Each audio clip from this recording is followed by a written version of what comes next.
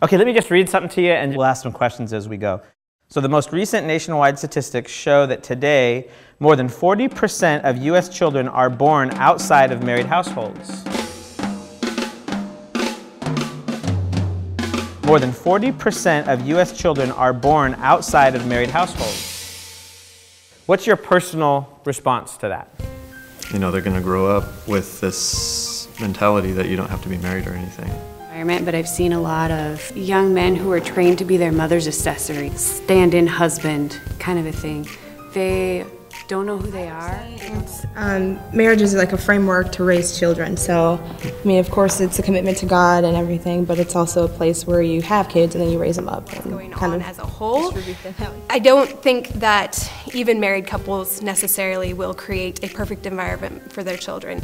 The issue is, as a woman, I think you do start thinking about your time and how you want to be able to bear a healthy child. So I could see where some women just decide, well, I'm financially stable and I'm able to raise a child by myself, so why not? I don't know, like I'm a product of a single parent family or whatever, and I felt most of the time I was holding the burdens of my mother's relationships, and like how come I don't have a dad? Like, it puts a burden on the child to like fix your mother. Can she not do this by herself? So. I mean, I had a friend tell me one time, I wish you had a father who stuck around, because I wish you knew how much my real dad would wants to make me happy when I really want something. And it's like, how much more would I know that my Father in heaven wants to bless me if I had a dad that stuck around and did those things with me, you know?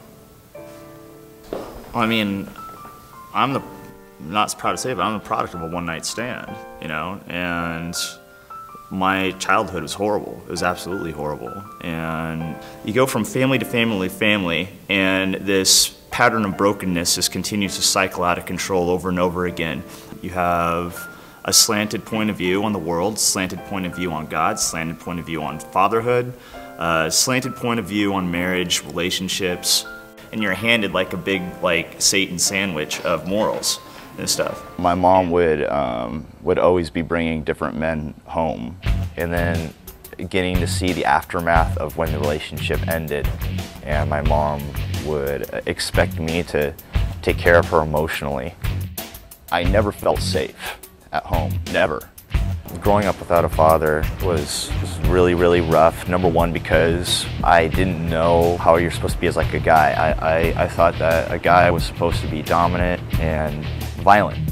That's how I reacted to problems. That's how I created my place in school. I made people scared of me, or at least made sure I had the reputation that they should be scared of me.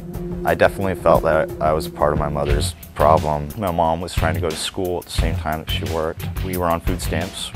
I grew up wishing I had a family that was complete, a family that was peaceful, where I didn't have just a mother that was trying to not only play two different roles, but who didn't even have time to fulfill one. I just came home to like this letter where my mom basically said, I just can't handle this anymore. I'm out of here. I can't put too much blame on my mother for the life that she had to live, the life that I lived and such, because she just didn't have the capability to be the kind of mother my mom really wanted to be. I was an unwed mother for 10 years, so I know it is extremely difficult on the women who do it. One of the things we do know is that both boys and girls are affected when their fathers are not in their lives, and I think it goes to this deep question of what does it feel like or look like to be loved by a man? Is love just a feminine thing? Something happens within male and female that is far larger than just the two of them. And when we try to pretend that a marriage does not need the priceless and matchless benefit of both male and female together, we are really deconstructing humanity to say that the human female and the human male are not essential for the family, but merely preferential.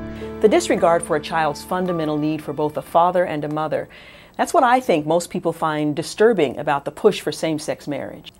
Why is it when we talk about single parenting that no one has a problem with the mountain of research that demonstrates the tremendous challenge that children face when they're raised without their fathers in their lives? But when it comes to same-sex marriage, suddenly we're told the research doesn't apply because supposedly gender doesn't matter when it comes to creating or raising a child. The fact is, when a man and a woman come together, they have the unique ability to create life, to become mothers and fathers. It's not just the time-tested place where health and happiness and stability are nurtured. It's the cornerstone of human existence. All kinds of relationships are loving, meaningful, deep, significant, personally fulfilling in very deep ways, but we don't call them marriage. No other civilization until the last couple of nanoseconds of human history have ever understood marriage to be that way. And unfortunately, we are telling children to kind of get into the petri dish, if you will, and become victims within this experiment only because a certain group of adults want to believe that certain things can be true about the family. But to do that at the expense of children, it's dangerous. It's dangerous for kids.